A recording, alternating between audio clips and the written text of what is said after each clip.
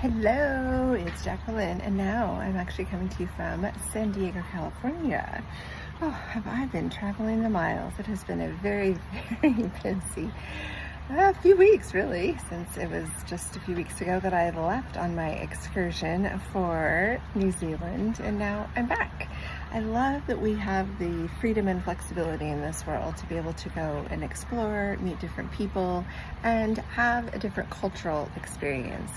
Some of the things that I learned during my time in travels, most recently abroad, was how similar we all are. Sometimes I get in a mode where I'm like, oh, I want to go travel and I want to go to different places because I want to learn different things. But I found myself in a lot of very similar conversations, whether it be political, restaurants, music.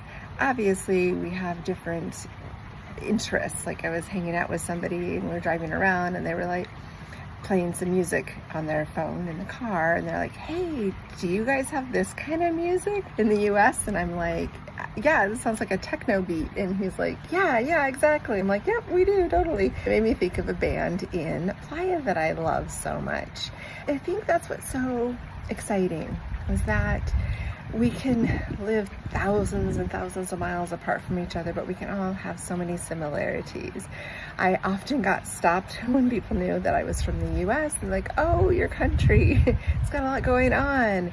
It was definitely nobody complimenting on all the beauty and gorgeousness of the USA. It was a lot more on the political perspective, let's just say. And so that part I think is really interesting when it comes to sharing perspectives.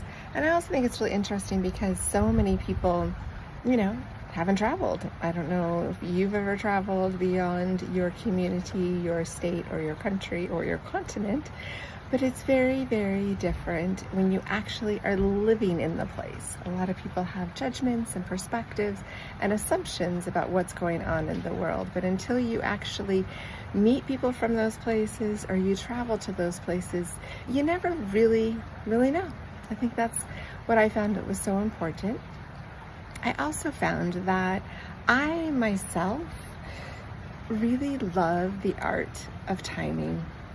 No matter what's happening, I know I'm where I'm supposed to be when I'm feeling pulled enough. There are times that, I know I need to go run an errand, I gotta go do something, and I keep putting it off, and then I actually do it, and then I meet somebody, or I have a conversation, or I have a different experience because I'm there. Maybe the staff had just changed, and had I gone earlier when I had thought about it but didn't go, it could have been a different experience.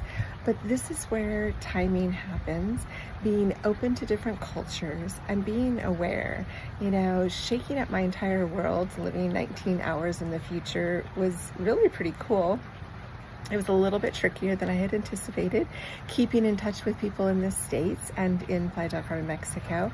But it also gave me a chance to reflect, have some new things to think about, have some quiet time. I realized I really want to go big with my business, so I'm really kind of done being so quiet. But it was also really nice because on the flight, it was 12, 13 hours of flying all across water, which was pretty crazy. And it was crazy because I was going on this flight. It was super bright and sunny out, 2:00-ish in New Zealand time, and then flying for a number of hours, but we're flying, towards the US. Eventually I start to see the sun setting, and then I get to see the sun rising. All of that happened from my seat in the airplane, and I thought that was so cool. Let's talk a little bit about flying international and long haul flights. I had not done anything for so long. I went to Japan and Korea back in my high school days, but I had not done any long haul travels. Luckily, Mexico's not too far to go, and it's not an overnight flight. But what was interesting with this flight is that they actually serve you 3 meals and snacks and multiple drinks. And if I was drinking on an airplane, I could have gotten wine and beer also as part of the ticket. So that was a surprise. I bought myself a bunch of snacks.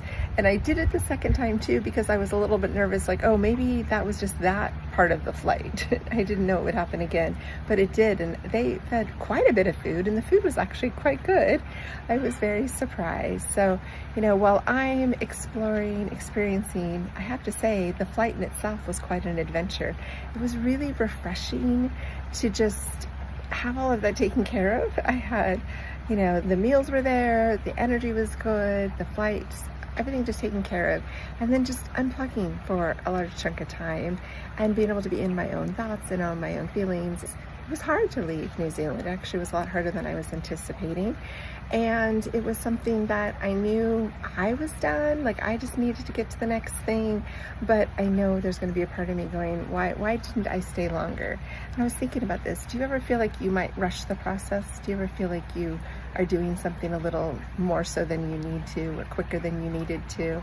I'm always kind of curious about our own timing, whether it's the timing that, like, one of the new people I met when I was in New Zealand, we just happened to be crossing the street at the same time and I caught their attention and we sparked a conversation, and then we hung out for multiple days after that. So it actually was a perfect timing because it turned into an experience that I got to enjoy even more. We've kept in touch, and that's what's cool because I also spoke up. I could have just let them pass on by. People are passing me all day, every day.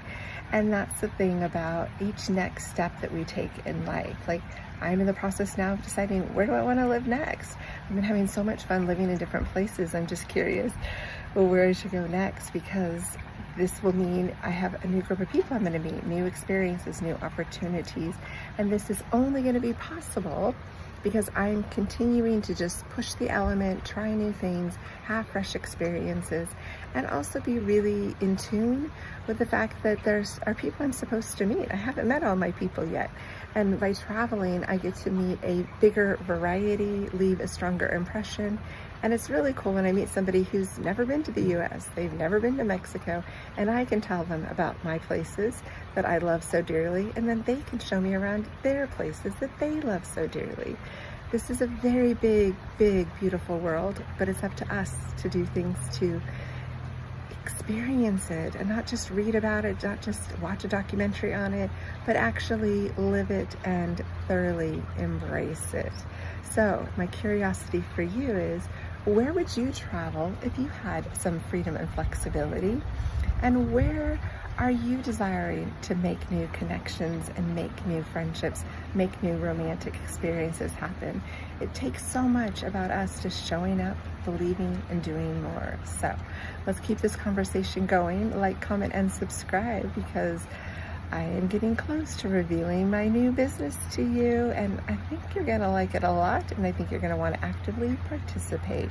So details coming soon. But until then, I'm going to keep having some fun conversations with you.